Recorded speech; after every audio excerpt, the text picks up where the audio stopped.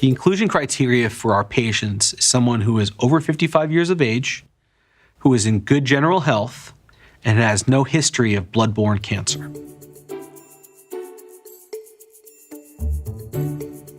For a patient to be considered for Rejenevie's immune restoration treatment, the person needs to be cleared to be in good overall health by their physician. Now, once that occurs, they will have their stem cells mobilized, collected, and cryopreserved within the United States.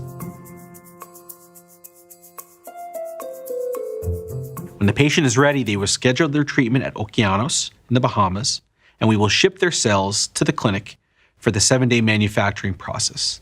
The patient will then arrive and will receive a simple 1-hour intravenous infusion and will be able to be discharged shortly thereafter. Once the patient arrives back home, they will undergo periodic testing to ensure the safety of the treatment and determine how effective it has been. If we do encounter a patient who lives outside the United States, they would still need to obtain a bill of good general health from their physician. They would then need to go to one of our collection centers within the United States to be collected, their cells stored, and again, set up their treatment at Okeanos. In the future, we envision having international collection centers so the patient can have their cells collected somewhere close to their home.